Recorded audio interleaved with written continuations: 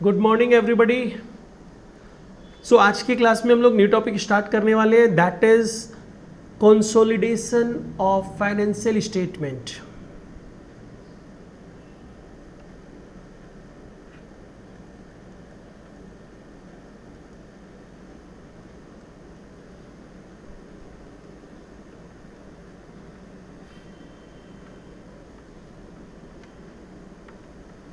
तो बेसिकली ये चैप्टर हम स्टार्ट करने वाले हैं, कंसोलिडेशन ऑफ फाइनेंशियल स्टेटमेंट्स।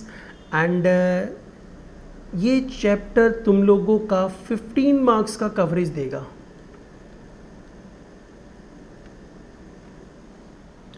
और सबसे पहले एक चीज़ और समझ लो कि इस चैप्टर को हम लोग नॉर्मल टर्म में होल्डिंग कंपनी के नाम से जानते हैं। क्यों, क्या, अभी थोड़ी देर में डिस्कस करते हैं। और ये आते हैं, ये फाइनेंशियल स्टेटमेंट मतलब क्या होता है। फाइनेंशियल स्टेटमेंट इंक्लूड्स, बेसिकली बहुत सारी चीज़ें इंक्लूड होती है। हम यहाँ पे नॉर्मली काम की बातें कर रहे हैं। बेसिकली फाइनेंशियल स्टेटमेंट्स में हमारे पास बैलेंस शीट आएगा और एक स्टेटमेंट ऑफ पीएल आएगा।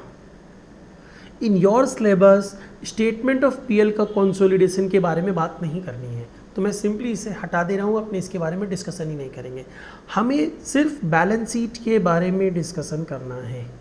कंसोलिडेटेड बैलेंस शीट, ठीक है, क्या होती है क्या नहीं होती है हम लोग बाय स्टेप समझेंगे। अभी सबसे पहले हम लोग आते हैं, ये चैप्टर अगर हम लोग स्टार्ट कर रहे हैं ना, तो इससे रिलेटेड थोड़ा सा बैकग्राउंड समझते हैं। देखो, सबसे पहले अपने आते हैं, आई थिंक आप सबको पता होगा, कॉरपोरेट वर्ल्ड में डेली कुछ ना कुछ उथल पुथल होती ही रहती है। कोई किस कंपनी को टेक ओवर करता है, कोई किस कंपनी को टेक ओवर करता है, एट्सेट्रा एट्सेट्रा चलता रहता है। तो हमें उससे रिलेटेड ही डिस्कशन करना है। हम लोग सबसे पहले आते हैं कॉरपोरेट रीस्ट्रक्चरिंग। कॉरपोरेट रीस्ट्रक्चरिंग मतलब क्या हुआ कि कॉरपोरेट वर्ल्ड में कभी कोई किसी ऑर्गेनाइजेशन को टेक ओवर करता है, कभी किस ऑर्गेनाइजेशन को टेक ओवर करता है। कॉरपोरेट रीस्ट्रक्चरिंग बेसिकली दो तरीके से होती है। दो तरीका क्या हो सकता है, हम या तो किसी कंपनी को एक्वायर कर लें, खरीद लें। लाइक रिलायंस इंडस्ट्री, सपोज कर लो एक कंपनी है ABC प्राइवेट लिमिटेड, उसको खरीद लेती है, राइट। खरीद लेती है मतलब क्या हुआ, उसको एक्वायर कर लेती है। जो तुम लोगों का अलग से पार्ट था, that is amalgamation, absorption and reconstruction in 5th semester, ठीक है। तो बेसिकली वी कैन से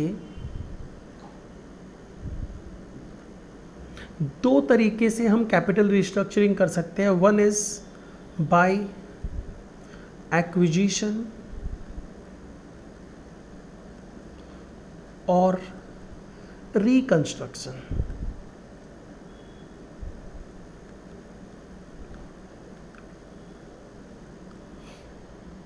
जो बेसिकली तुम लोगों का 5th सेमेस्टर में था, that is called amalgamation, absorption and reconstruction.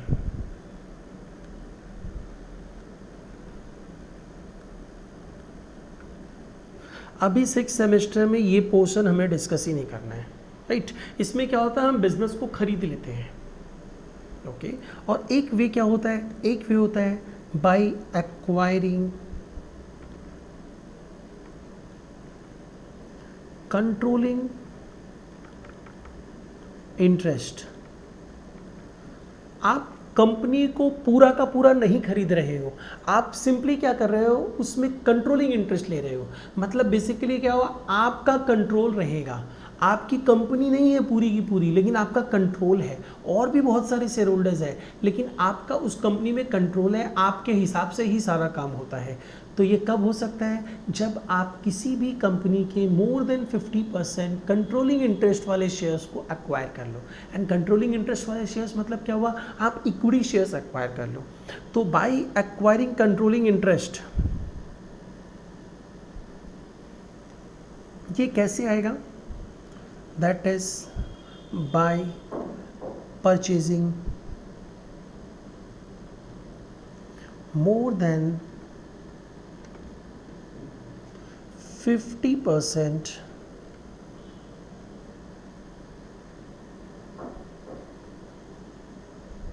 equity share capital of other company, किसी भी अदर कंपनी का आप मोर देन 50% इक्विटी शेयर एक्वायर कर लेते हो, तो इन सच अ केस आपका कंट्रोल आ जाता है उसके ऊपर, आप उसके होल्डिंग कंपनी बन जाते हो, आप उसके पेरेंट कंपनी बन जाते हो। इन सच अ केस होगा क्या, देखो अगर आप ऐसा कर लेते हो, then your company will B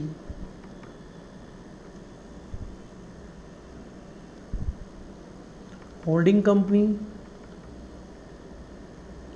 और पेरेंट कंपनी और कंट्रोलिंग कंपनी के नाम से जानी जाती है ऑफ सच अदर कंपनी।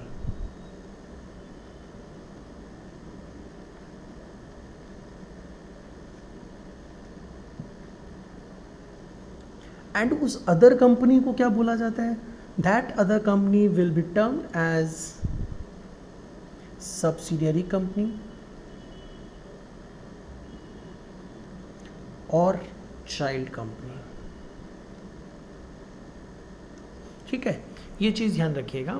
और यहाँ पे क्या होता है, जैसे ये सिचुएशन आती है तो इस सिचुएशन में हमारे पास एक प्रोविज़न मतलब क्या हुआ, AS21 अट्रैक्ट हो जाता है। AS21 अट्रैक्ट्स, एंड AS21 जब अट्रैक्ट होता है तो वो बोलता क्या है, वो ये बोलता है कि every holding company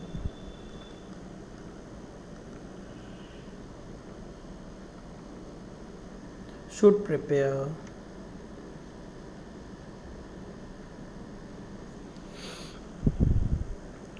consolidated financial statement। consolidated word का मतलब क्या हो गया, कंबाइंड।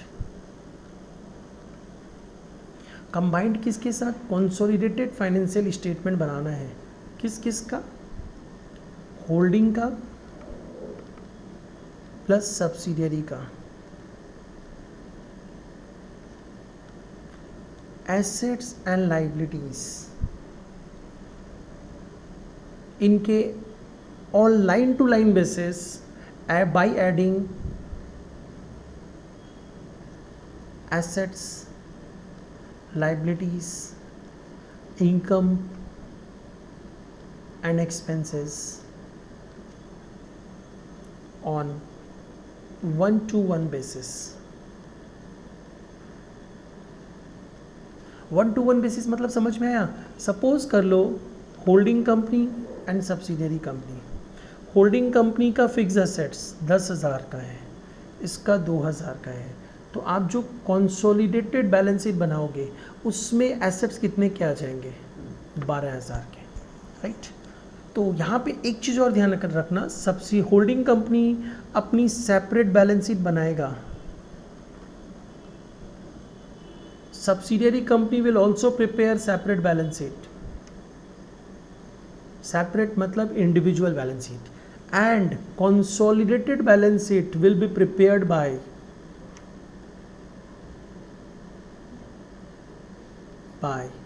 Holding company. मतलब होल्डिंग कंपनी अपना खुद का फाइनेंशियल स्टेटमेंट जो बनाता है वो तो बनाएगा ही, टुगेदर विथ वो कंसोलिडेटेड फाइनेंशियल स्टेटमेंट्स भी बनाएगा, दैट इज हमारे सिलेबस के अकॉर्डिंगली कंसोलिडेटेड बैलेंस शीट बनाएगा। ठीक है, तो ये तो एक बेसिक फंडा था कि ऐसा होता है, ऐसा करना पड़ेगा। अब हम कुछ कुछ इन्फॉर्मेशंस को जो आज के क्लास के लिए रेलिवेंट होगी नोट्स दे दे के 1 बाय 1 मूव ऑन करेंगे। ठीक है, चलिए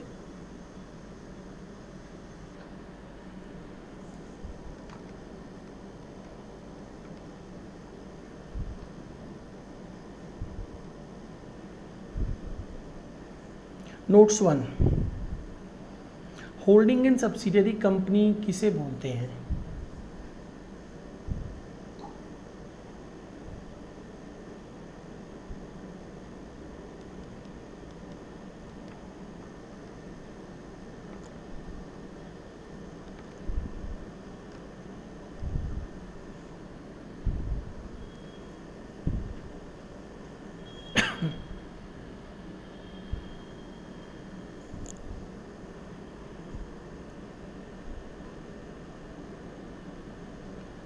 A company can be termed as holding company of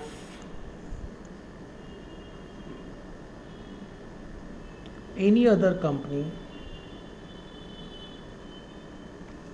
if such company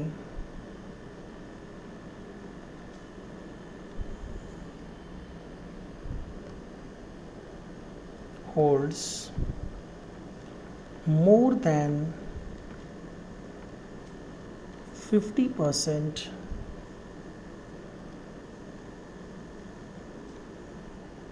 of equity share capital of such other company. और क्या हो सकता है?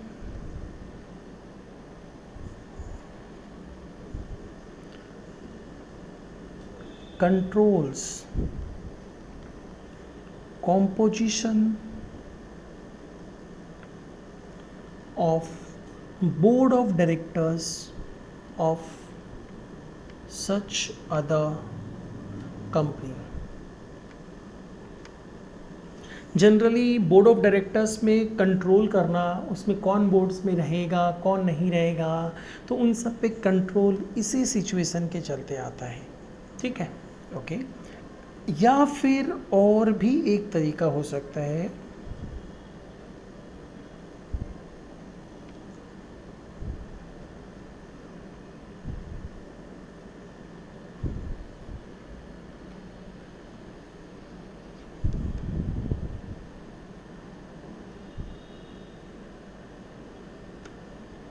holds more than 50% of equity share capital of other company which is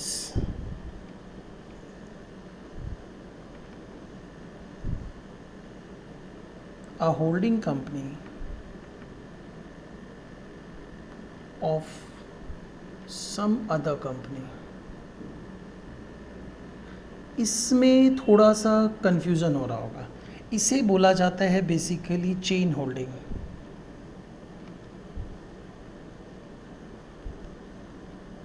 by the way ये आप लोगों के syllabus में नहीं है, जस्ट मैंने डेफिनेशंस बताते समय बता दिया है। चेन होल्डिंग बेसिकली होता क्या है? Supposedly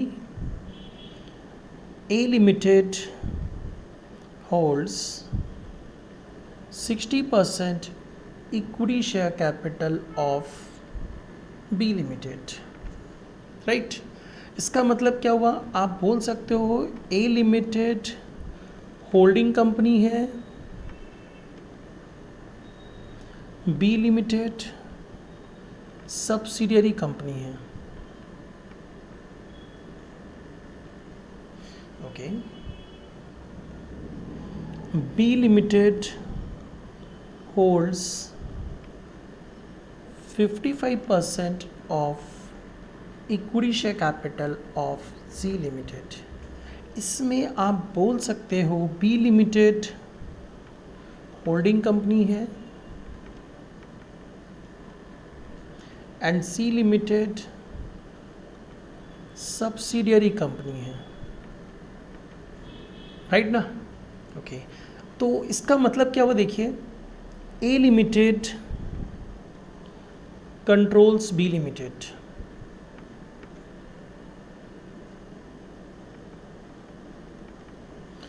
and B Limited controls C Limited, तो इसका मतलब ये समझ में आ रहा है, A limited controls B limited as well as C limited, right. तो this is called chain holding. जब एक कंपनी दूसरे कंपनी का मोर देन 50% एक्वायर करता है, और जिस कंपनी का एक्वायर कर रहा है उस कंपनी के पास ऑलरेडी किसी दूसरे कंपनी का मोर देन 50% है, तो इन सच केस आप अगर किसी ऐसे कंपनी का मोर देन 50% शेयर एक्वायर करते हो तो आप उन बोथ द कंपनीज के होल्डिंग कंपनी बन जाते हो, ठीक है। ये जस्ट नॉलेज के लिए ध्यान रखना, otherwise examination point of view से इसका कोई काम नहीं है।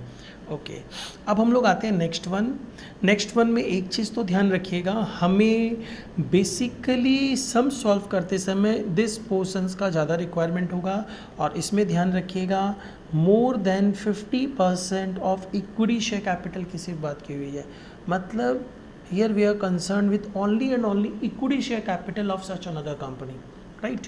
आपको प्रेफरेंस शेयर कैपिटल से कोई लेना देना नहीं है। ओके,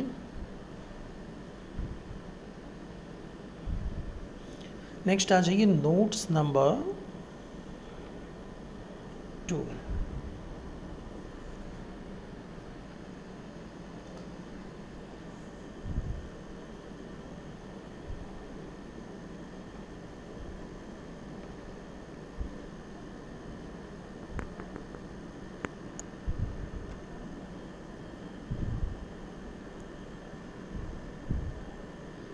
देखिए, सब्सिडियरी कंपनी कौन सी कंपनी होती है, जिसे होल्डिंग कंपनी कंट्रोल करती है।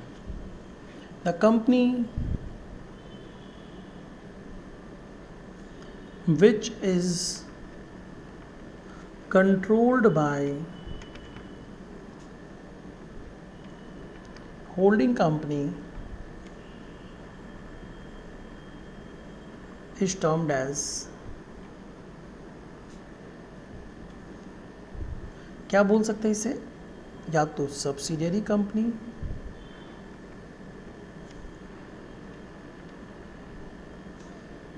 या फिर child company.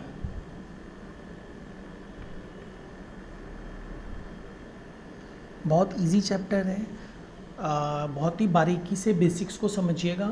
Once you got control over the basics तो आपको इजीली ये चैप्टर समझ में आएगा। अगर आप बेसिक्स में कमांड नहीं लाओगे तो बहुत प्रॉब्लम होने वाली है इस चैप्टर में।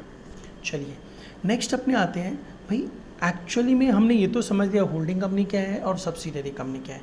अब हमें समझना है कि होल्डिंग एंड सब्सिडियरी कंपनी का रिलेशनशिप होने से करना क्या पड़ता है, जो मैंने स्टार्टिंग में थोड़ा सा हिंट्स आपको दिया है basic. Notes number 3।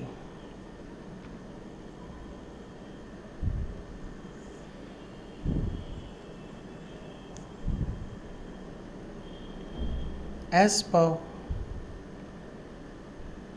AS21, because यहाँ पे अकाउंटिंग स्टैंडर्ड 21 अट्रैक्ट कर जाता है, और AS21 that is consolidation of accounts, consolidation of financial statement, that is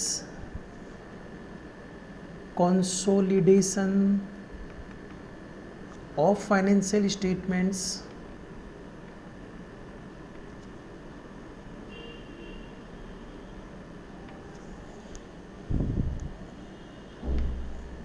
and again consolidation word का मतलब मैंने पहले भी बताया है, combined.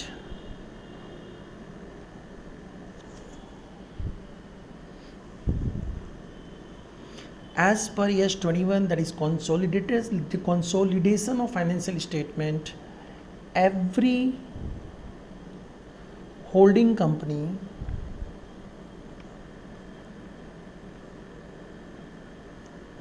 should prepare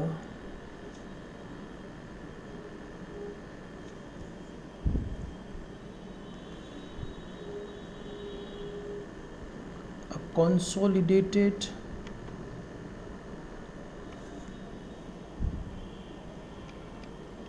financial statement together with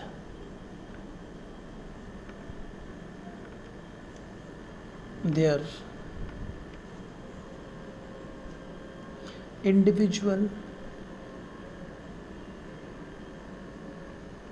financial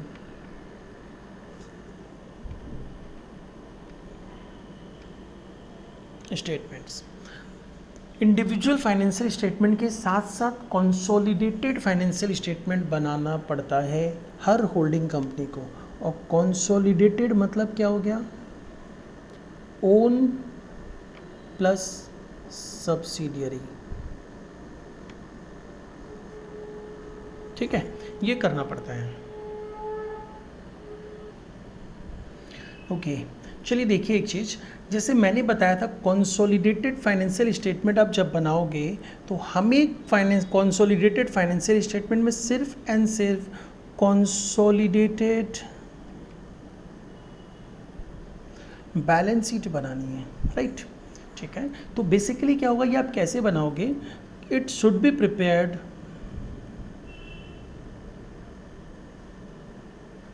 it is to be prepared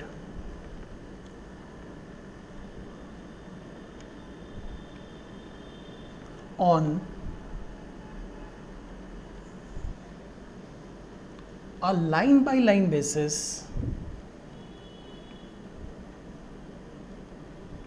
line by line basis मतलब 1-to-1 basis, line by line basis by adding together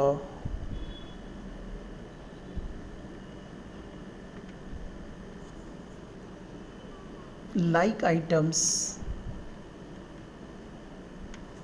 of assets and liabilities। Income and expenditure की मैं बात नहीं कर रहा हूँ because हमें ये स्टेटमेंट ऑफ पीएल बनाना ही नहीं है, ठीक है? तो हम लोगों को बेसिकली क्या करना है, वी कैन से 10 consolidated balance sheet can be prepared by simply combining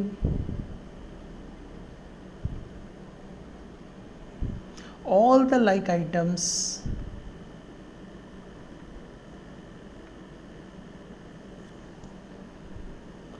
of assets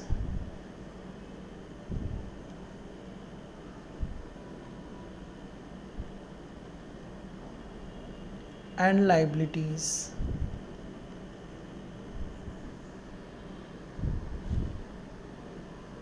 of the holding company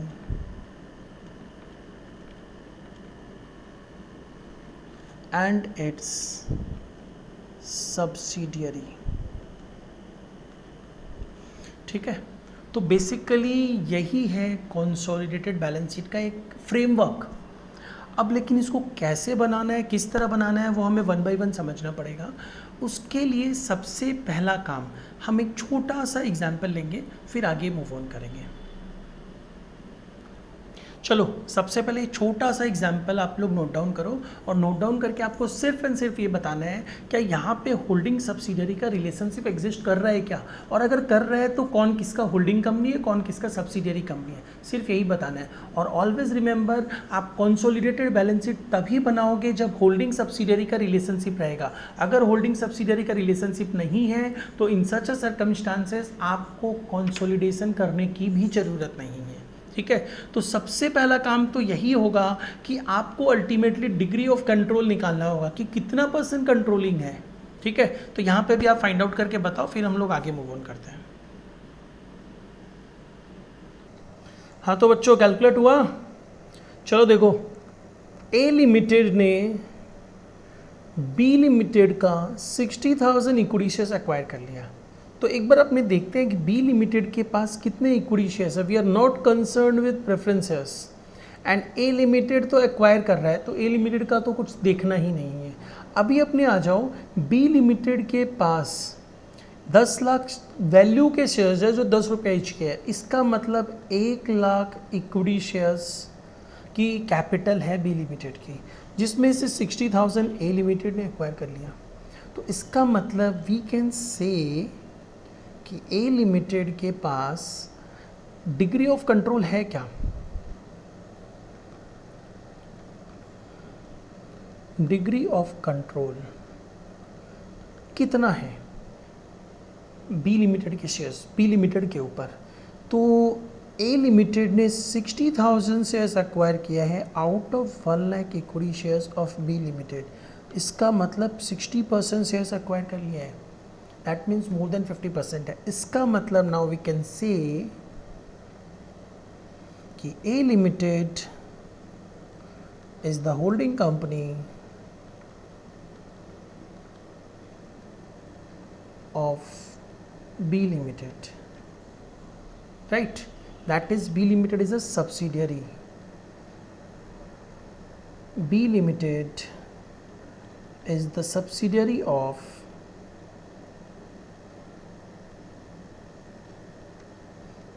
A Limited. Okay. अब क्वेश्चन आता है, ये तो एक पॉइंट अपने पास आ गया, दूसरा पॉइंट क्या कंसोलिडेटेड फाइनेंशियल स्टेटमेंट्स बनेंगे? यस बनेंगे।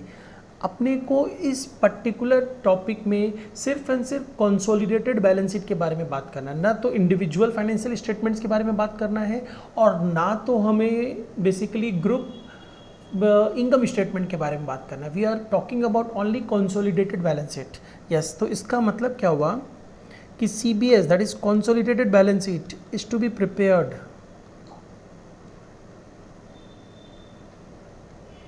Bye A limited. A limited को बनाना पड़ेगा कंसोलिडेटेड बैलेंस शीट, ठीक है? ओके, चलिए ये समझ में आया। अब हम समझते हैं एक पार्ट ये भी कि कंसोलिडेटेड बैलेंस शीट एक्चुअली जो अपने 1 by 1 line by line basis में एसेट्स एंड लायबिलिटीज को कंसीडर करेंगे, तो कैसे कंसीडर करेंगे? तो एक छोटी सी बैलेंस शीट लेके उसे समझते हैं।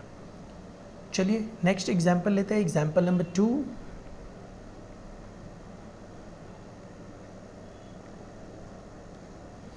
और बैलेंस शीट अभी हम लोग बेसिकली वर्टिकल फॉर्म में नहीं बना रहे हैं, जो शेड्यूल 3 फॉर्मेट है। हम लोग बेसिकली क्या कर रहे हैं, स्पेसिफिकली जो नॉर्मल फॉर्मेट हुआ करता था हॉरिजॉन्टल फॉर्मेट, उसी फॉर्म में मैं आपको बैलेंस शीट दे रहा हूँ, फिर अपने उसे कंबाइन करेंगे।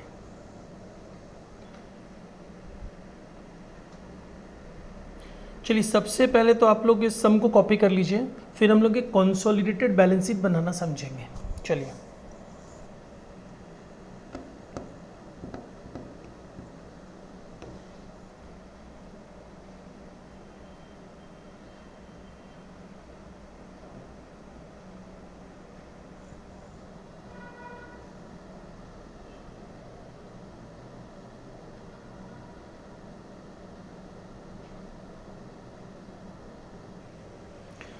चलिए स्टार्ट करते हैं।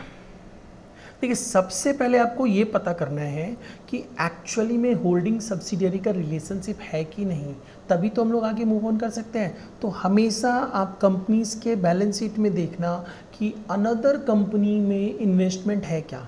हमें दिख रहा है ए लिमिटेड ने बी लिमिटेड के बुक में इन्वेस्टमेंट करके रखा है, मतलब ए लिमिटेड ने बी लिमिटेड का शेयर्स एक्वायर करके रखा है, 70,000 शेयर्स एक्वायर करके रखा है, जबकि बी लिमिटेड के पास कितने शेयर्स हैं? 1 लाख शेयर्स हैं। 10 लाख वैल्यू के शेयर्स है 10 रुपये ईच के, जो 1 लाख शेयर्स होते हैं, ठीक है?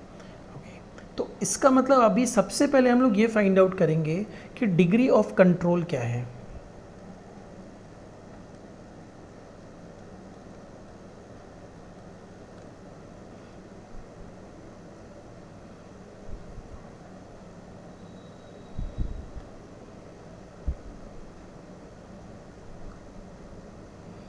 A Limited is holding 70,000 shares out of 1 lakh shares of B Limited.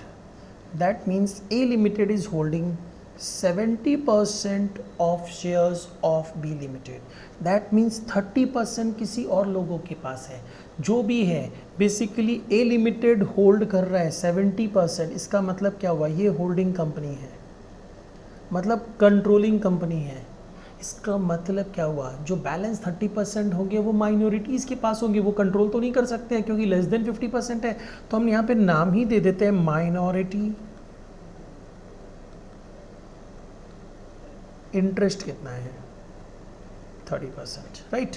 इसका मतलब जो भी होल्ड सब्सिडरी कंपनी की कमाई होगी, इनकम होगी, उसका 70% होल्डिंग कंपनी का है, 30% माइनॉरिटीज़ का है। बिकॉज दो शेयर होल्डर्स है, एक का नाम है होल्डिंग कंपनी जो 70% शेयर्स लेके रखा है, और दूसरे का नाम है माइनॉरिटी जिसके पास 30% शेयर्स है। तो अगर 100 रुपये का प्रॉफिट होता है तो 70 रुपया होल्डिंग का है, 30 रुपया माइनॉरिटी का है, राइट। और कैपिटल भी तो वही है, 70 रुपये की कैपिटल होल्डिंग की है और 30 रुपये की कैपिटल माइनॉरिटी की है, राइट।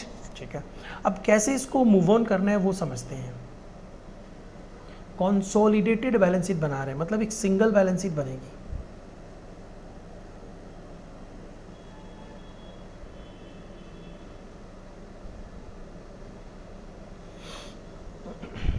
ये बहुत ही सिंपल सा पार्ट है, एडजस्टमेंट्स बहुत सारे होंगे हमारे पास।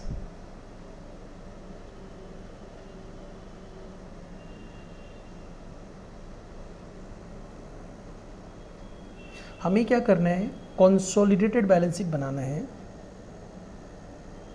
Consolidated balance sheet of A limited and its subsidiary B limited as on 31 March 2019। ठीक, चलिए अब 1 बाई 1 चलते हैं। जैसे पहले हम फिक्स एसेट्स ले लेते हैं। चलिए,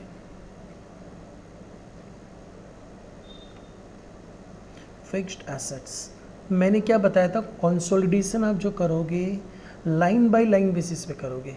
लाइन बाय लाइन मतलब आप देखो होल्डिंग के पास कितने वैल्यू के एसेट्स हैं, मतलब ए लिमिटेड के पास कितने वैल्यू के फिक्स एसेट्स हैं, 3 लाख के। एंड बी लिमिटेड के पास कितने वैल्यू के फिक्स एसेट्स थे, 9 लाख के। मतलब ग्रुप बैलेंस शीट में एसेट्स कितने के हो गए, 12 लाख के, राइट। ये है लाइन बाय लाइन या 1 बाई 1 बेसिस। अब अपने आ जाओ, इसके बाद क्या है, शेयर्स इन बी लिमिटेड जो कितने शेयर्स है, 70,000 शेयर्स है, जिसकी वैल्यू कितनी है, 7 लाख है। ठीक है, ओके। अब अपने आ जाते हैं हमारे पास और क्या एसेट्स में, करंट एसेट्स हैं।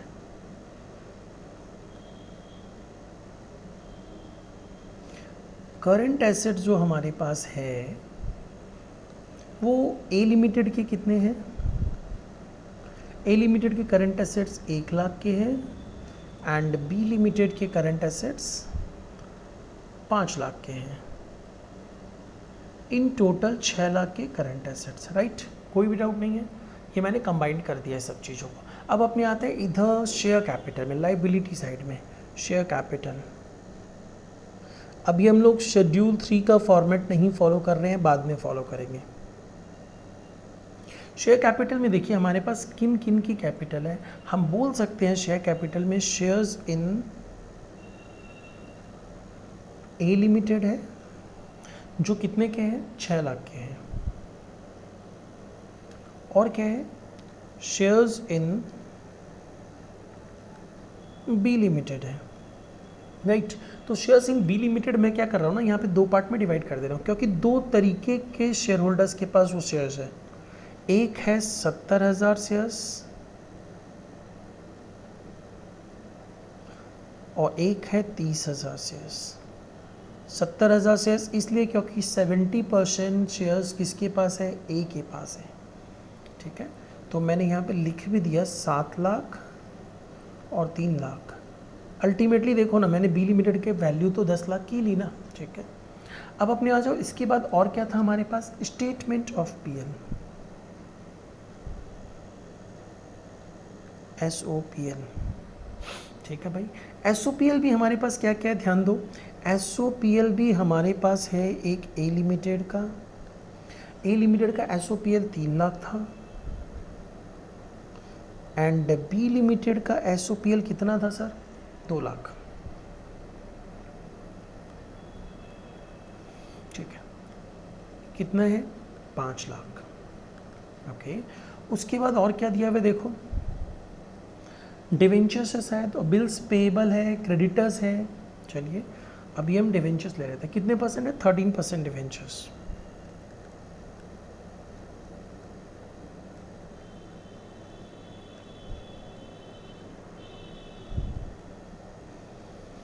ए लिमिटेड एंड बी लिमिटेड कितने कितने के थे? 1,00,000 और 1,20,000।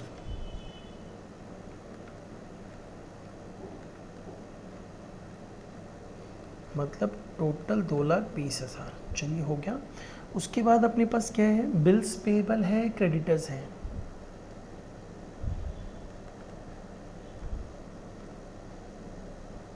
क्रेडिटर्स हमारे पास कितने कितने के थे? ए लिमिटेड 40,000,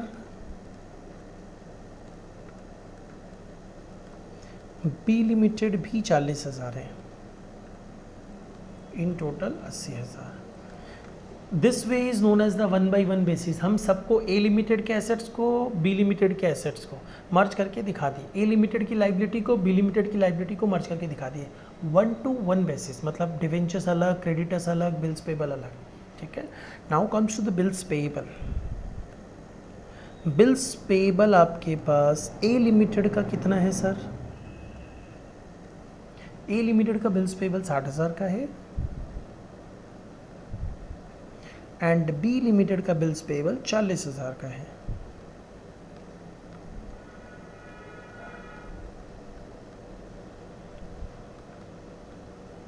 इन टोटल 1,00,000 का, राइट। तो तुम लोग बोलेगे सर इससे ये तो एकदम सिंपल सा चीज़ हो गया, बस मर्ज करना है। नहीं, अभी देखो मैं यहाँ पे कुछ एडजस्टमेंट बताता हूँ।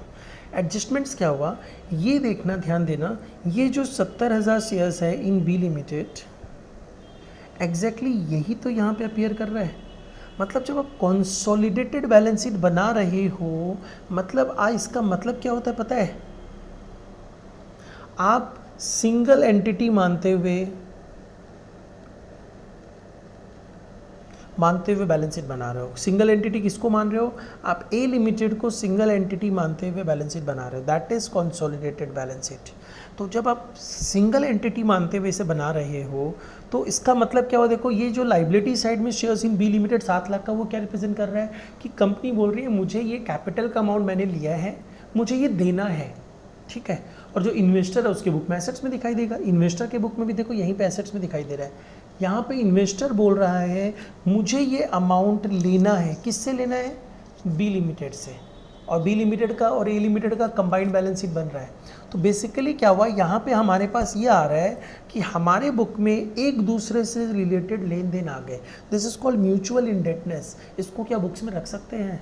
मुझे खुद से ही लेना है, खुद से ही देना है। हम इन तरीके के सामान को, इन तरीके के चीज़ों को, एसेट्स एंड लाइबिलिटीज़ को बुक्स में नहीं रख सकते हैं। तो इन सिंपल वर्ड्स हमें यहाँ पे इसको स्ट्राइक ऑफ करना है। एक ये करना पड़ेगा। मतलब यहाँ पे ये चीज़ ध्यान रखना जो मैंने यहाँ पे ये बताया है, इसका मतलब जब भी आप कंसोलिडेटेड बैलेंस शीट बनाओगे तो बेसिकली जो होल्डिंग कंपनी सब्सिडरी कंपनी में उन इन्वेस्टमेंट करके रखा है, उसका शेयर्स लेके रखा है, वो होल्डिंग कंपनी के एसेट्स में इन्वेस्टमेंट में दिखाई देगा, वो आप हटा दोगे, कंसीडर नहीं करोगे।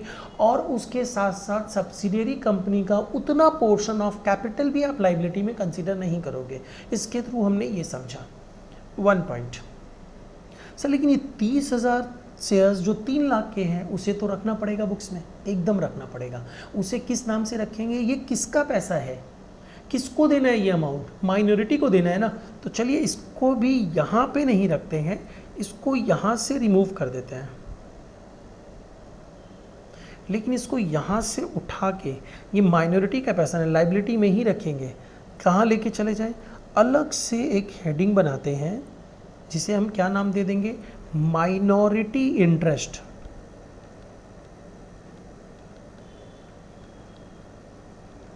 वहाँ पे दिखा देंगे और वहाँ पे क्या लिखेंगे? शेयर कैपिटल कितने का? 3,00,000 का। ओके। और कुछ प्रॉफिट भी तो मैंने डिस्कस किया था ना, 70% होल्डिंग का है, 30% माइनॉरिटी का है।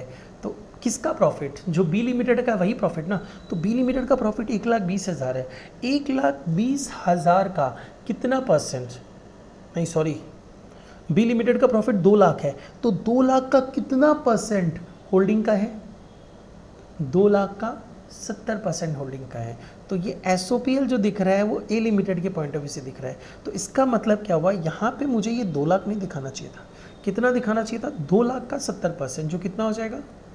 1,40,000, जो मैं यहाँ पे दिखा देता हूँ कि ये हमने कहाँ से निकाला, 2 लाख का 70%, 70% इसलिए क्योंकि ए लिमिटेड के पास 70% होल्डिंग है। तो यहाँ पे ये 5 लाख नहीं होगा, यहाँ पे कितना हो जाएगा, ये 4,40,000 हो जाएगा। डन। तो अब यहाँ पे जो 2 लाख था उसका 70% यहाँ पे हम लोग प्रॉफिट में रख लिए। तो व्हाट अबाउट 30%, 2 लाख का 30% कितना होता है, 60,000। वो किसका हिस्सा है, माइनॉरिटी का, राइट, माइनॉरिटी का हिस्सा है। तो हम यहाँ माइनॉरिटी इंटरेस्ट में क्या करते हैं, स्टेटमेंट ऑफ पीएल वाला अमाउंट भी डाल देते हैं, जो कितना हो जाएगा, 2 लाख का 30%, मतलब 60,000। और ये बैलेंस शीट में कितना अपीयर कर जाएगा, 3,60,000। ठीक है। अब देखिए चीज़ वही है, कुछ भी नहीं हुआ और बैलेंस शीट मैच भी हो जाएगी। और ये देखो हमारी बैलेंस शीट मैच कर जा रही है। And the total of the balance sheet कितना होगा, कर लेते हैं, 18 लाख।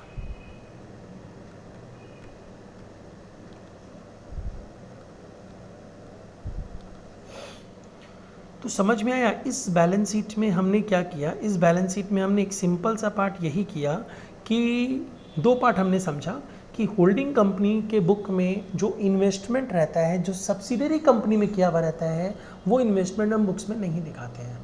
अदर इन्वेस्टमेंट दिखाए जाएंगे, होल्डिंग में जो सब्सिडियरी कंपनी के शेयर्स में इन्वेस्टमेंट किया है वो आप नहीं दिखाओगे बैलेंस शीट में। और साथ साथ उसका कॉन्ट्रा पार्ट मतलब क्या हुआ, बैलेंस शीट में जब आप कैपिटल दिखाओगे तो लाइबिलिटी साइड में जो आप कैपिटल दिखा रहे हो उस कैपिटल में उतना proportions of capital of subsidiary जो होल्डिंग ने होल्ड किया हुआ है वो भी आप नहीं दिखाओगे। अब बैलेंस जो कैपिटल बच जाएगी वो माइनॉरिटी का पैसा है, माइनॉरिटी इंटरेस्ट के नाम से सेपरेटली दिखाना पड़ेगा। ठीक है। और प्रॉफिट के साथ भी हमने क्या किया, जो सब्सिडियरी का प्रॉफिट होगा, कोई भी रिजर्वेशन सरप्लस, यहाँ पे तो मैंने स्टेटमेंट ऑफ पीएल को सिर्फ लिया है, कोई भी रिजर्वेशन सरप्लस होगा उसका 70% होल्डिंग का है, जो होल्डिंग के प्रॉफिट में ऐड कर देना, रिजर्वेशन सरप्लस में ऐड कर देना, और जो उसका माइनॉरिटी का इंटरेस्ट है वो माइनॉरिटी इंटरेस्ट के साथ सेपरेटली दिखा देना, जैसे हमने दिखाया है। ठीक है, समझ में आया। तो this is the normal basic way of combining balance sheet of holding and subsidiary. ये ध्यान रखना है हमें बहुत अच्छे से, क्या किया है हमने, कैसे किया है, क्यों किया है। क्लियर। अब एक चीज़ थोड़ा सा मैं ब्रीफ आइडिया देता हूँ। ऐसा हो सकता था, समझिएगा, कि सब्सिडियरी कंपनी का जो 70,000 शेयर्स था, जो 7 लाख का था, नॉमिनल वैल्यू 7 लाख की थी, होल्डिंग ने उसे 8 लाख में खरीदा। It might be possible, yes.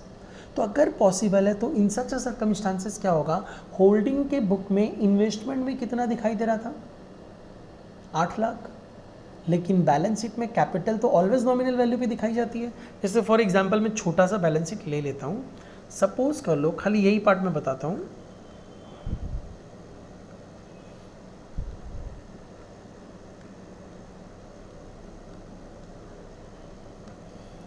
A limited, B limited, A limited, B limited. A limited के पास शेयर्स इन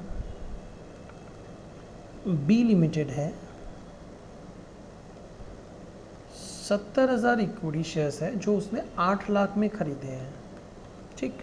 और यहाँ पे इक्विटी शेयर कैपिटल हमें दिखाई दे रही है 6 लाख की और 10 लाख की, राइट। ठीक है। अब इसमें ध्यान दीजिए, ये जो हमें दिखाई दे रहा है 10 लाख, उसका डिवीज़न क्या है, सेम अपने ले रहे 70% होल्डिंग है। तो A limited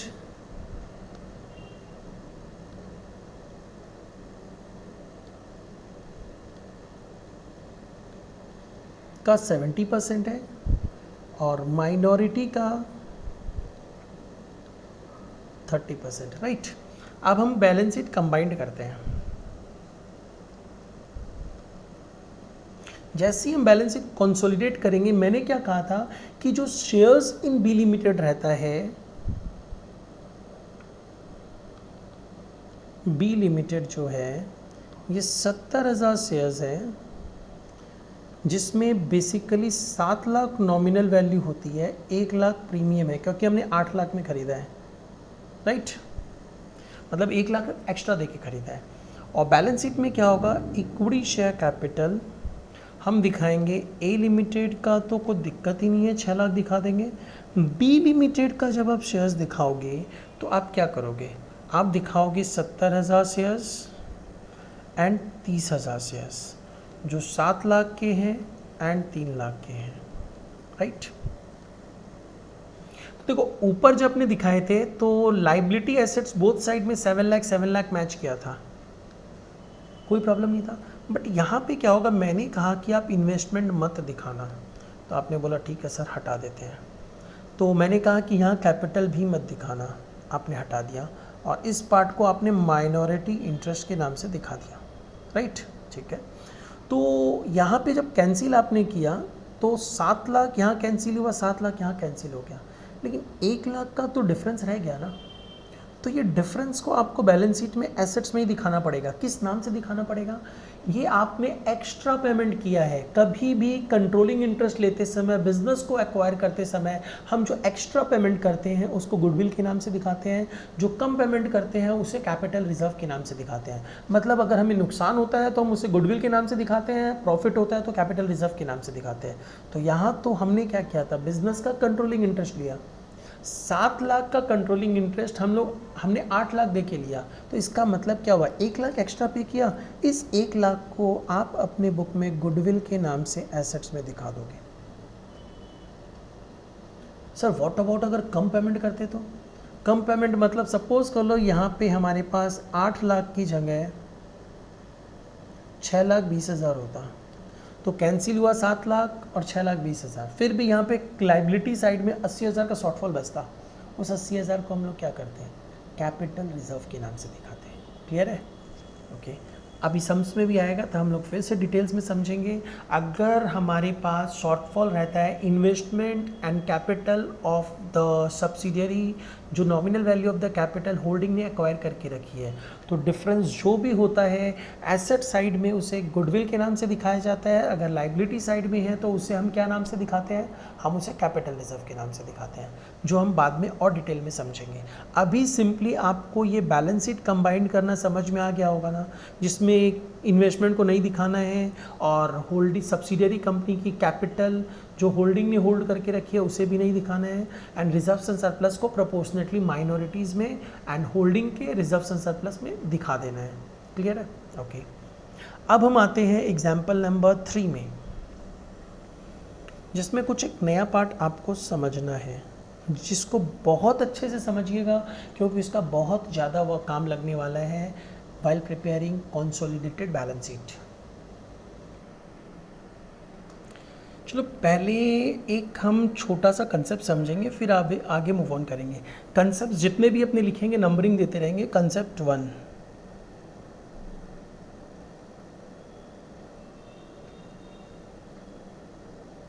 and concept 1 is relating to pre and post acquisition profit. देखो यहाँ पे समझना, प्री एक्विजिशन प्रॉफिट का मतलब क्या हुआ। प्रॉफिट और income relating to period prior to date of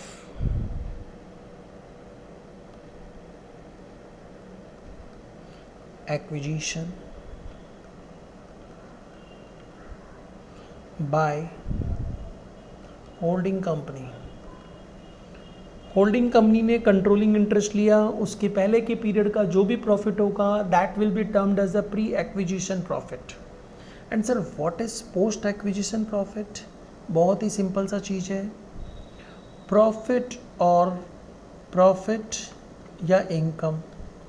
इसमें ध्यान रखिएगा profit means negative profit also, मतलब लॉस भी हो सकता है। प्रॉफिट या income relating to period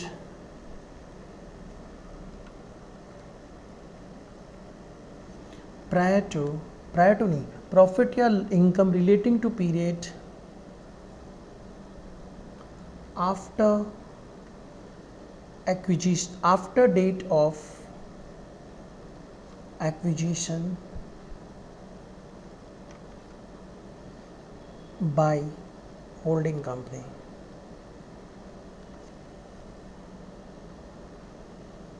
holding company ने जब एक्विजिशन किया उसके बाद के पीरियड का प्रॉफिट, से फॉर एग्जांपल होल्डिंग कंपनी ने 31 मार्च 18 को कंट्रोलिंग इंटरेस्ट लिया, तो 31 मार्च 18 तक जो भी प्रॉफिट है वो प्री एक्विजिशन प्रॉफिट है, एंड 31 मार्च 18 मतलब 14/18 से लेके जो भी प्रॉफिट होगा फ्यूचर का वो क्या हो जाएगा, पोस्ट एक्विजिशन प्रॉफिट हो जाएगा।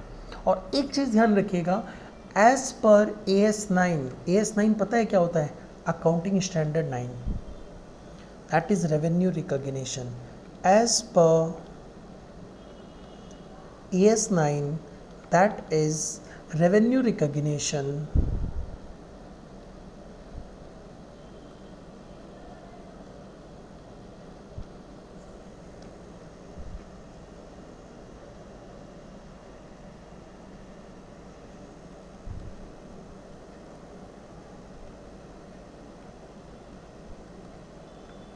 as per AS9 that is revenue recognition pre-acquisition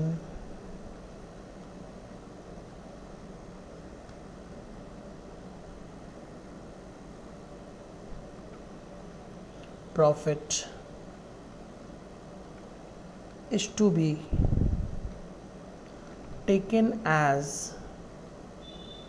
cost reduction item.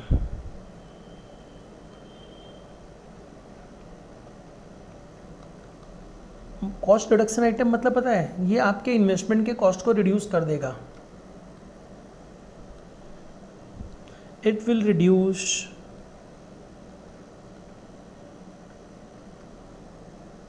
Your cost of investment, ये आपके इन्वेस्टमेंट कॉस्ट को कम करेगा। इन्वेस्टमेंट कॉस्ट का किसके इन्वेस्टमेंट कॉस्ट को, होल्डिंग कंपनी के इन्वेस्टमेंट कॉस्ट को, ठीक है। क्यों, क्योंकि देखो आपने जिस दिन इन्वेस्टमेंट किया आप उसी दिन आपके पास बुक्स में प्रॉफिट पड़ा हुआ है। जैसे सपोज कर लो ए लिमिटेड ने बी लिमिटेड के 60% शेयर्स को ले लिया और उस दिन 31 मार्च 18 को ऐसा हुआ और उस दिन ऑलरेडी बी लिमिटेड के पास 1 लाख का प्रॉफिट पड़ा हुआ है। तो ये 1 लाख का प्रॉफिट में ए लिमिटेड ने तो कुछ भी कंट्रीब्यूशन नहीं दिया है ना, लेकिन जो भी है अगर 1 लाख का प्रॉफिट पड़ा हुआ है तो उसका 60% ए लिमिटेड का हो गया, क्योंकि वो शेयर होल्डर बन गया उस दिन, उसने उसका शेयर्स खरीदा है। तो इन सच अ केस वो जो 60% पार्ट उसको मिलेगा ए लिमिटेड को, वो तो किसी भी एंगल से उसको मिलना नहीं चाहिए, बट मिल रहा है। तो मिल रहा है तो यहाँ पे अकाउंटिंग स्टैंडर्ड 9 ये बोलता है कि आपको मिलेगा, सही बात है, लेकिन वो आपकी इनकम नहीं है, आप उसको इनकम मत बोलना। तो भाई हम क्या करें, वो बोलता है आप अपने कॉस्ट को कम कर लो। इनकम तो यही करता है ना, अल्टीमेटली कॉस्ट को एडजस्ट करता है। अलग से दिखाते हो आप इनकम को, एक्सपेंसेस को, बोलता है आप अलग से इनकम मत दिखाओ, आप सिंपली अपने कॉस्ट को कम कर लो, ठीक है। आप उसको इनकम बोल के मत दिखाना, अपने कॉस्ट को कम कर देना। AS9 ये बोलता है, ठीक है, हम यही करेंगे। और what about post acquisition profit, भाई पोस्ट एक्विजिशन प्रॉफिट तो आपका एनी टाइम इनकम रहेगा। आपने जब इन्वेस्टमेंट किया उसके बाद से रिलेटेड है, तो ऑब्वियस सा बात है इन्वेस्टमेंट करने के बाद जो भी इनकम अर्न करते हो वो इनकम ही ट्रीट की जाएगी, ऑब्वियस ही बात है। तो ये आपकी नॉर्मल इनकम होगी। Consider it as your normal income, ये आप इनकम ही कंसिडर करोगे, ठीक है, कोई डाउट नहीं है। एंड एक चीज़ ध्यान रखिएगा कि ये जो प्री एक्विजिशन प्रॉफिट होता है, इस प्री एक्विजिशन प्रॉफिट को कैपिटल प्रॉफिट भी बोला जाता है, एंड पोस्ट एक्विजिशन प्रॉफिट को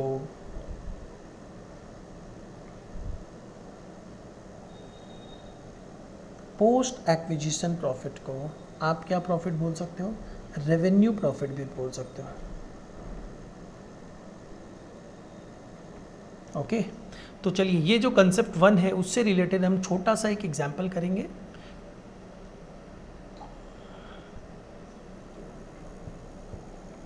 एग्जांपल नंबर 3, ओके चलिए, ये एक एग्जांपल आप लोग कॉपी करिए। इसमें देखिए मैंने क्या दिया है, ए लिमिटेड ने 65,000 equity shares in B limited acquire किया ऑन 1 अप्रैल 18 को, लेकिन 8 लाख में खरीदा उसने, ठीक है।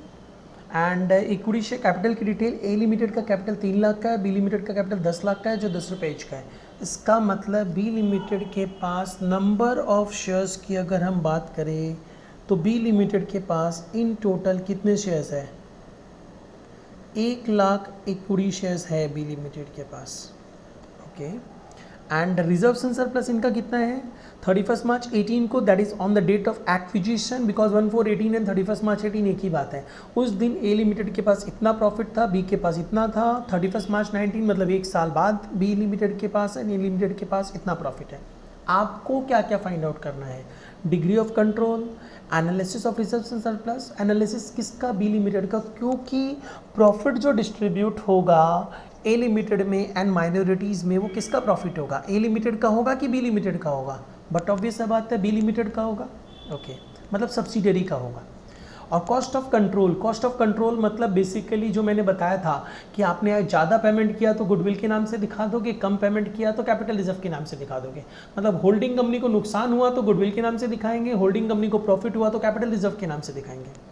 और एक कंसोलिडेटेड पीएल, मतलब अल्टीमेटली होल्डिंग कंपनी के बैलेंस शीट में, कंसोलिडेटेड बैलेंस शीट में आप पीएल कितने अमाउंट का दिखाओगे, खुद का ए लिमिटेड का खुद का, प्लस उसको बी से जो हिस्सा मिला वो, उसके साथ साथ माइनॉरिटी इंटरेस्ट कितने अमाउंट का दिखाओगे, ये सब चीज़ हमें बताना है। और ये अगर आप अच्छे से समझते हो तो होल्डिंग कंपनी जो इस टॉपिक की जर्नी होगी बहुत ही अच्छी रहेगी। इसे अच्छे से समझना। फिर एक और example same type exactly with different amounts हम लोग करेंगे, फिर मैं आपको होमवर्क दूंगा 2 ठो ऐसा ही, फिर अपने फर्दर नेक्स्ट क्लास में कंटिन्यू करेंगे। चलिए सबसे पहला पार्ट हम स्टार्ट करते हैं डिग्री ऑफ कंट्रोल निकालने का, क्योंकि अगर डिग्री ऑफ कंट्रोल ही एक मतलब कंट्रोलिंग इंटरेस्ट नहीं होगा तो आगे फर्दर सम्स करना ही नहीं है। First one is degree of control.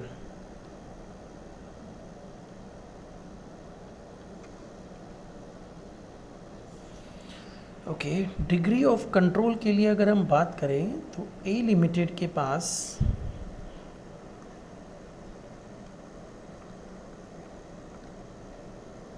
कितने शेयर्स हैं, ए लिमिटेड ने 65,000 शेयर्स एक्वायर किए थे आउट ऑफ 1 लाख शेयर्स।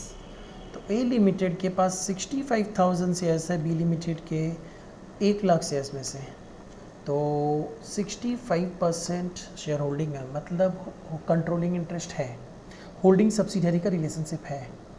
और बैलेंस क्या हो गया, माइनॉरिटी इंटरेस्ट, मतलब वो शेयर होल्डर जो पहले से शेयर होल्डर्स थे और अभी भी है लेकिन माइनॉरिटी में है, ओके। चलिए होल्डिंग सब्सिडरी का रिलेशनशिप है, यानी हम लोगों को फर्दर मूव ऑन करना है।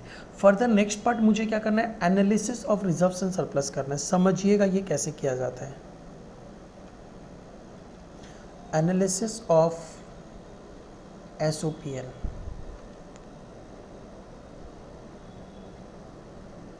देखिए हमें 2 पार्ट देखना है, प्री प्रॉफिट पोस्ट प्रॉफिट, इसीलिए इसको करने के पहले मैंने आपको कॉन्सेप्ट 1 बता दिया था, pre and post acquisition profit. तो हम सबसे पहले ले रहे हैं pre profit, pre acquisition profit, और you can say it as capital profit. And next one is the post acquisition profit.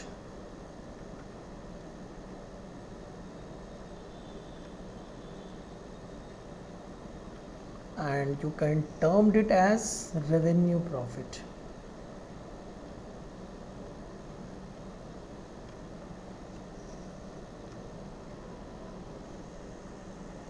Okay, चलिए देखिए सबसे पहले हम ये देखते हैं कि हमारे पास 2 ईयर है ना। देखो यहाँ पे जो इन्फॉर्मेशन दी हुई है 31 मार्च 18, 31 मार्च 19, मतलब हमारे पास 1/4/18 से लेके 31 मार्च 19 तक की इन्फॉर्मेशन है।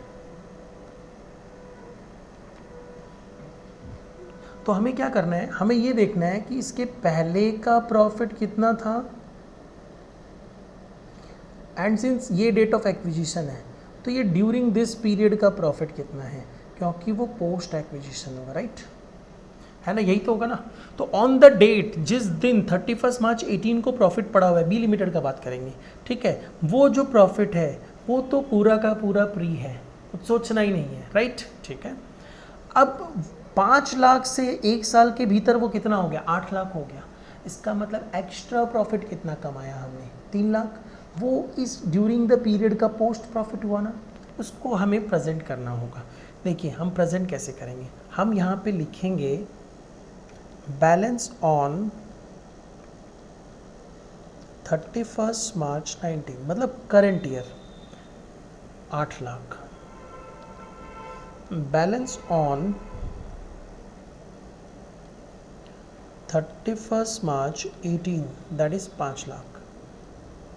और ये जो 5 लाख है 31 मार्च 18 मतलब on the date of acquisition का प्रॉफिट है, और on the date of acquisition का प्रॉफिट तो प्री ही होगा, क्योंकि उस समय ये प्रॉफिट एग्जिस्ट कर रहा था, मतलब इसमें ए लिमिटेड का कोई भी कंट्रीब्यूशन नहीं है, तो मैंने उसे प्री एक्विजिशन के कॉलम में डाल दिया।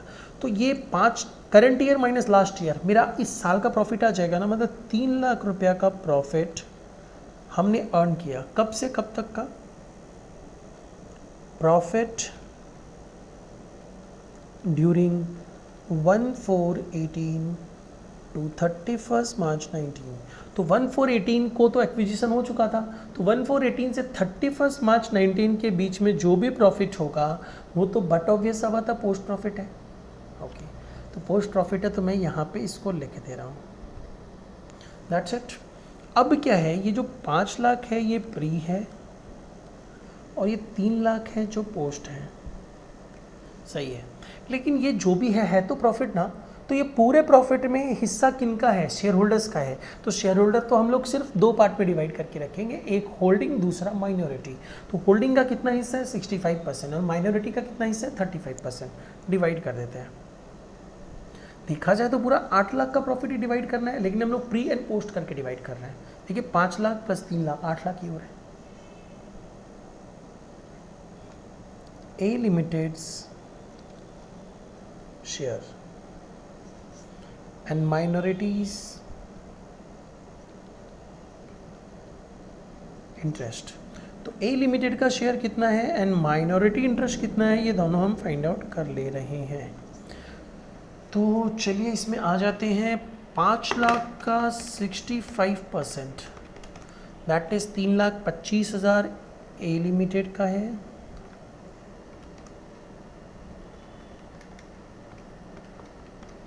एंड 1,75,000 माइनॉरिटी का है, राइट, 35%। इसी तरह 3 लाख का भी डिवीजन कर रहे हैं। 3 लाख का 65% दैट इज 1,95,000 होल्डिंग का है, और 3 लाख का 35% दैट इज 1,05,000 माइनॉरिटीज का है। डन, ये करना समझ में आ गया, कुछ भी अलग डिफिकल्ट पार्ट नहीं किया हमने। चलो दूसरा पार्ट अपना हो गया analysis of reserves and surplus. तीसरा पार्ट हमें cost of control find out करना है। ये कैसे फाइंड आउट करते हैं, नंबर 3 कॉस्ट ऑफ कंट्रोल।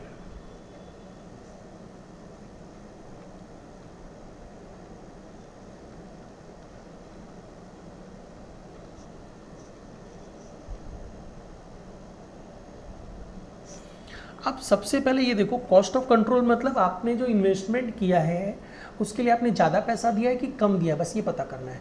तो होल्डिंग कंपनी में, सब्सिडियरी कंपनी में जो इन्वेस्टमेंट किया था उसका कॉस्ट कितना था, कॉस्ट ऑफ इन्वेस्टमेंट।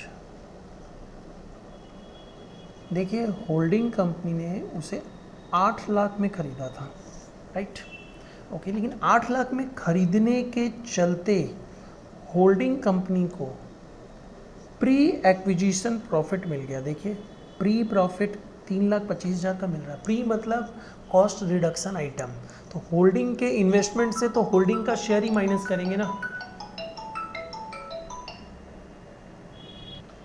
देखिए ये जो 3,25,000 रुपया ए लिमिटेड को मिल रहा है, ए लिमिटेड ने उसके लिए कुछ भी कंट्रीब्यूशन नहीं दिया है, तो it is a cost reduction item. मतलब ये क्या करेगा, ये इन्वेस्टमेंट ए लिमिटेड ने किया था 8 लाख का, जिसमें से इन्वेस्टमेंट के चलते 3,25,000 रुपये उसको बैठे बैठाए मिल गया, तो हम लोग मान लेते हैं कि इसका कॉस्ट रिडक्शन है ये।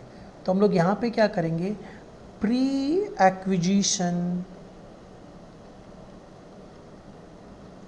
शेयर ऑफ प्रॉफिट जो ए लिमिटेड का है उसे यहाँ डिडक्ट कर देंगे। और डिडक्ट करने से हमें क्या पता चला, मैंने 8 लाख का इन्वेस्टमेंट किया था जिसमें उस इन्वेस्टमेंट के चलते मुझे 3,25,000 बैठे बैठाए मिल गया। मेरा इस इन्वेस्टमेंट की इनकम चालू ही नहीं हुई है, क्योंकि आज ही मैंने इन्वेस्टमेंट किया, आज ही 3,25 मिल गया। तो ये जो 3,25 मिला ये मेरे कॉस्ट को कम कर देगा। मतलब मुझे ये समझ में आएगा कि मेरा जो कॉस्ट है वो 4,75,000 है। तो मेरा एक्चुअल कॉस्ट ऑफ इन्वेस्टमेंट तो 4,75,000 है। मैंने 4,75,000 इन्वेस्ट करके कितने वैल्यू का शेयर्स खरीद लिया, नॉमिनल वैल्यू की बात करना, कितने नॉमिनल वैल्यू का शेयर्स खरीद लिया। तो मैंने 65,000 शेयर्स खरीदा था जिसकी नॉमिनल वैल्यू 65,000 इंटू 10 होगी 6.5 लाख। तो nominal value of shares 65,000 into 10 that comes to 6.5 lakh. यानी मैंने 6.5 लाख का सामान 4,75,000 में खरीदा। प्रॉफिट हो कि लॉस हुआ? प्रॉफिट हुआ। ये जब भी नेगेटिव आएगा ना, मतलब ये वैल्यू अगर नेगेटिव आती है तो कैपिटल रिजर्व है।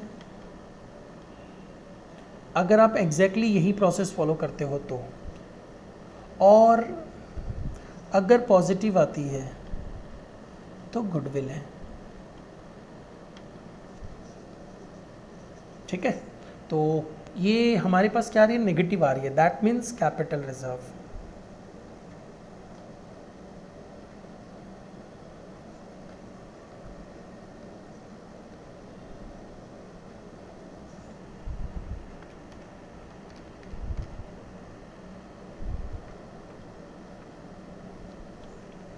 ठीक है, चलिए थर्ड वन भी हो गया, समझ में आया।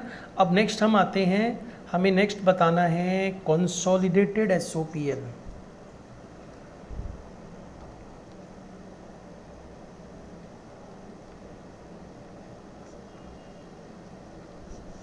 कंसोलिडेटेड एसओपीएल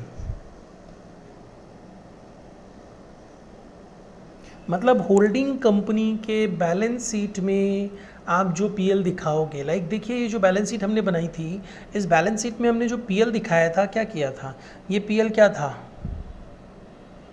होल्डिंग का खुद का ही प्रॉफिट तो पूरा का पूरा था, और सब्सिडरी का जितना हिस्सा उसको मिला, कौन सा हिस्सा, पोस्ट एक्विजिशन प्रॉफिट, क्योंकि पीएल में इनकम ऐड की जाती है, तो इनकम मतलब post acquisition only, pre acquisition नहीं। Pre acquisition is the cost reduction item जो ऑलवेज कॉस्ट ऑफ इन्वेस्टमेंट से लेस करेंगे। ठीक है, एंड तो यहाँ पे क्या ले लें, कंसोलिडेटेड पीएल में सबसे पहले बैलेंस लेंगे। तो एसओपीएल का होल्डिंग का बैलेंस कितना था, सम्स में देखते हैं। होल्डिंग का बैलेंस कौन सा, ऑब्वियस अब आता है, हम 31 मार्च 19 को कंसोलिडेशन कर रहे हैं, तो उसी दिन का बैलेंस देखेंगे 6 लाख।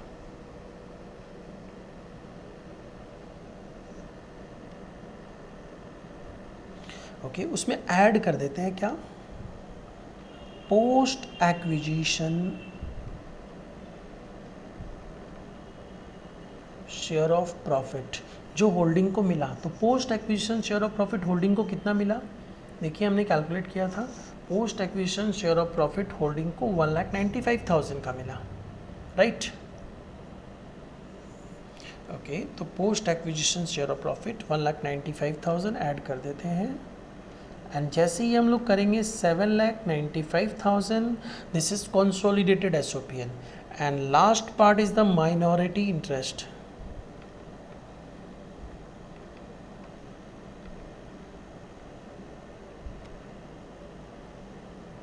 एंड माइनॉरिटी इंटरेस्ट आप कैसे कैलकुलेट करोगे, सबसे पहले आप लोगे शेयर कैपिटल।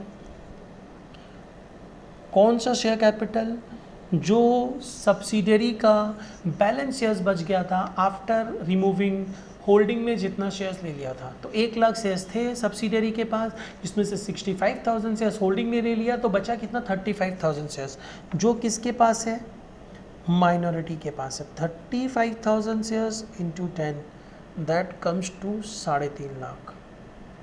अब इनका प्रॉफिट कौन सा, ये जो एनालिसिस पार्ट में चाहे प्री प्रॉफिट बोलो चाहे पोस्ट प्रॉफिट बोलो, ये दोनों प्रॉफिट ही तो माइनॉरिटीज़ का है, राइट ना। हमें 8 लाख को ही हमने बाइफरकेट किया है। 8 लाख में से देखिए 8 लाख को हमने क्या किया, 5 लाख और 3 लाख बना दिया।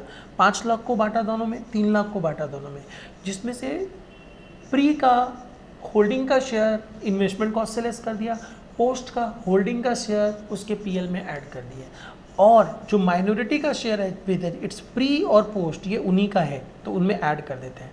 1,75,000 and 1,05,000 pre acquisition share of profit 1,75,000, post acquisition share of profit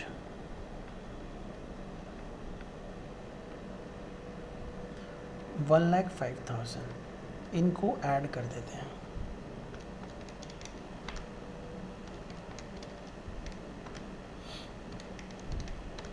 $6,30,000, ठीक है। दिस इज़ माइनॉरिटी इंटरेस्ट, और ये हम लोगों को समझना था, इसे बहुत अच्छे से समझना, क्योंकि इसके ऊपर पूरा कंसोलिडेटेड बैलेंस शीट का बेस है। मतलब बेसिकली ये पूरा balance sheet consolidated balance sheet का नींव है, ठीक है। चलिए अब नेक्स्ट एक और एग्जांपल आपको दिया जा रहा है जो आप लोगों को अपने आप करना है एक बार।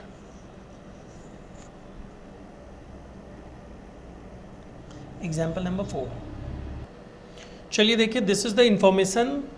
ए लिमिटेड ने 75,000 इक्विटी शेयर्स बी लिमिटेड का एक्वायर किया है 1 अक्टूबर 2015 को for ₹12 lakh. Share capital A limited का 6 लाख का है, बी लिमिटेड का 10 लाख का है। डिटेल्स ऑफ SOPL दिया हुआ है। ए लिमिटेड का, बी लिमिटेड का जिस दिन एक्विजिशन हुआ एग्जैक्ट वो मिड ऑफ द ईयर है, उस दिन का नहीं दिया हुआ है, तो starting of the year and end of the year तक का दिया हुआ है। एंड वही same cheese, degree of control, analysis of reserves and surplus, cost of control, consolidated SOPL and minority interest calculate करके देना है। चलिए देखते हैं कैसे करना है। सबसे पहला काम हमें ये करना है कि हमें डिग्री ऑफ कंट्रोल निकालना है।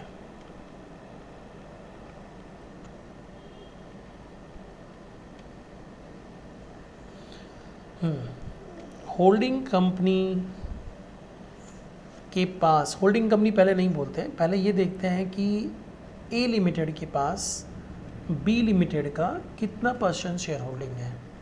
75,000 शेयर्स है out of 1 lakh shares into 100, मतलब 75% शेयर होल्डिंग है। That means there is a holding company and subsidiary company relationship. Okay, तो माइनॉरिटी के पास कितना है, minority interest is 25%। That's it, degree of control calculate कर लिया हमने। Next part is the analysis of reserves and surplus.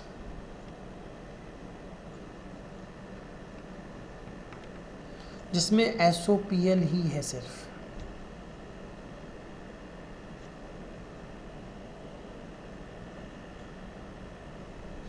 Okay, हम बात करेंगे pre profit, pre acquisition profit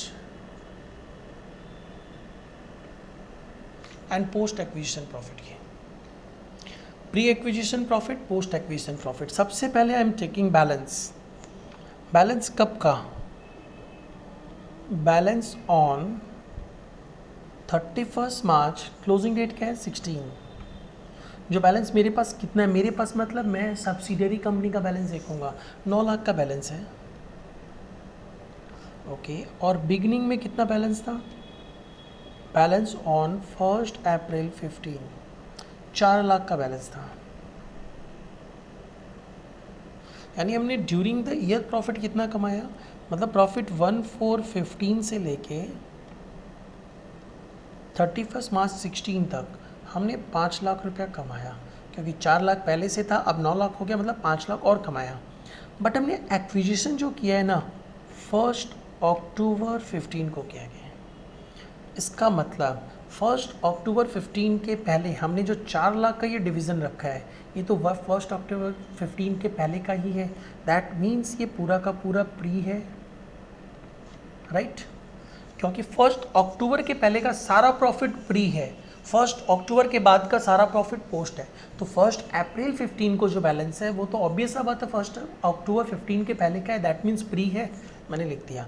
अब ध्यान दो, ये जो पीरियड है यहाँ पे ये भी तो प्री है, और ये जो पीरियड है सिर्फ ये पोस्ट है।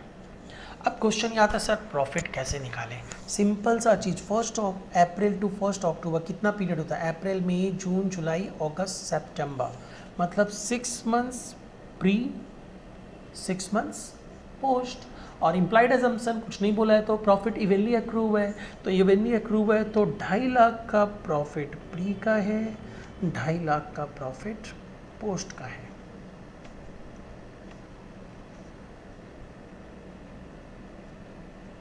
$6.5 लाख और 2.5 लाख, राइट? बस दैट्स इट। अब इसको, ये जो प्रॉफिट है इसे दोनों के शेयरिंग में डाल देंगे, मतलब होल्डिंग का और माइनॉरिटी का। तो अपने यहाँ पे आ जाते हैं, देयरफॉर ए लिमिटेड्स इंटरेस्ट, ए लिमिटेड शेयर जो 75% है और माइनॉरिटी इंटरेस्ट जो 25% है। ठीक है, चलिए डिवाइड कर लेते हैं।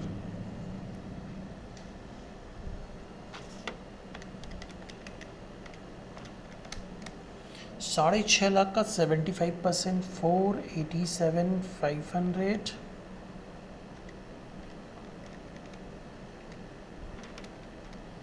162,500।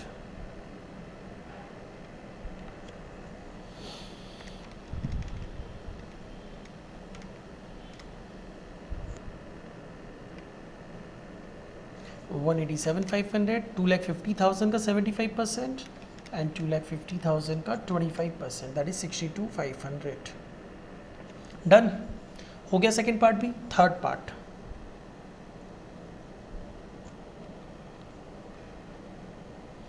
Cost of control.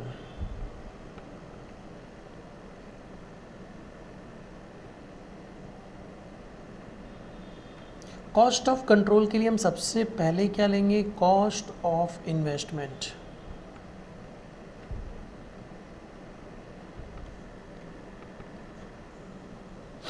कितना इन्वेस्टमेंट, कितने वैल्यू का इन्वेस्टमेंट था? 12 लाख का, जिसमें pre acquisition share of profit of the holding company कितना है? प्री एक्विजिशन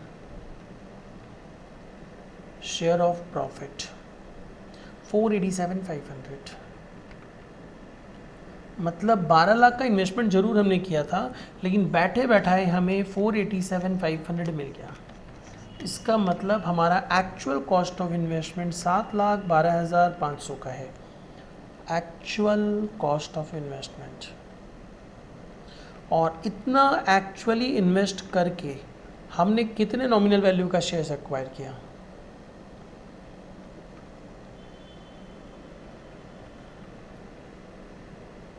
हमने 75,000 शेयर्स एक्वायर किया, 10 रुपया इच का।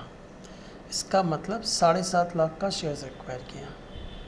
7.5 लाख का शेयर्स एक्वायर किया 7,12,500 में, मतलब 37,500 का profit, and that is capital reserve, right? चलिए ये भी हो गया। नेक्स्ट पार्ट हमें क्या करना है? Fourth one, consolidated SOPL।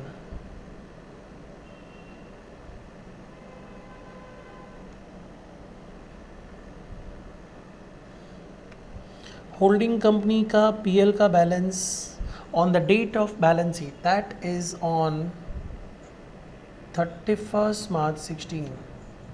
कितना बैलेंस दिया? देखो 10 लाख रुपया, प्लस पोस्ट एक्विजिशन हिस्सा कितना मिला, and post acquisition share of profit holding को कितना मिला 187,500।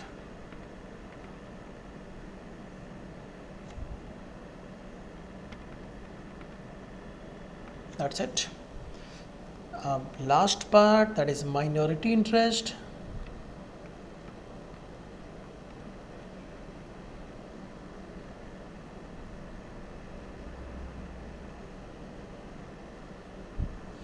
क्या करना है, शेयर कैपिटल लेना है,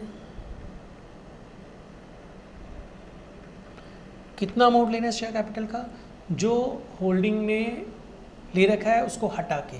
तो होल्डिंग ने 75,000 शेयर्स लेके रखा है, 1 लाख शेयर्स है यानी 25,000 शेयर्स, मतलब 2.5 लाख। ओके, शेयर कैपिटल के बाद क्या लिया जाए, इनका हिस्सा प्रॉफिट का, pre acquisition share of profit. Minority का कितना है sir, 162,500। Post acquisition share of profit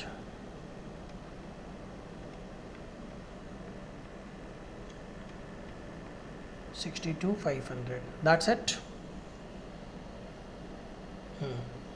add कर दो, you will get minority interest.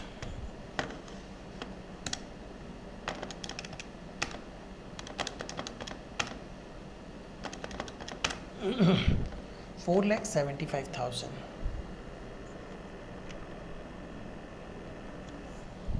ठीक है, समझ में आया ये पार्ट?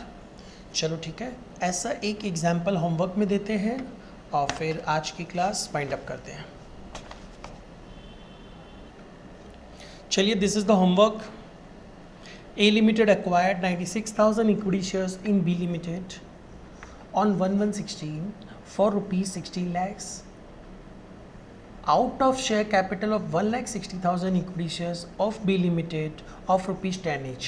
मतलब बेसिकली A Limited ने 1,60,000 शेयर्स जो थे B Limited के, उसमें से 96,000 शेयर्स एक्वायर कर लिए जो 16 लाख में खरीदे। और स्टेटमेंट ऑफ पीएल का बैलेंसेस हमें 1/4/15 एंड 31 मार्च 16 को दिया हुआ है। दैट इज़ 2 लाख और 3 लाख ए लिमिटेड का, बी लिमिटेड का 3 लाख और 13 लाख। अब आपको सेम वर्क करना है, फाइंड आउट जो भी अभी तक निकाले थे, degree of control, analysis of reserves and surplus, cost of control calculate करना है और कंसोलिडेटेड एसओपीएल बताना है, माइनॉरिटी इंटरेस्ट बताना है। ये एक होमवर्क है। और दूसरा होमवर्क आपके स्टडी मैट से है। स्टडी मैट के पेज नंबर 1 में आ जाना। This is the one homework and second homework is page number 1, problem number 1। इसमें भी आपको प्री एंड पोस्ट प्रॉफिट निकाल के देना है, capital profit and revenue profit. That's it. आज की क्लास यहीं पे वाइंड अप करते हैं और इसे प्रॉपरली देखते हुए नोट डाउन कर लीजिएगा। कहीं भी कुछ डाउट लगे कॉल कर सकते हो, व्हाट्सअप कर सकते हो। ठीक है, चलो बाय बाय, टेक केयर।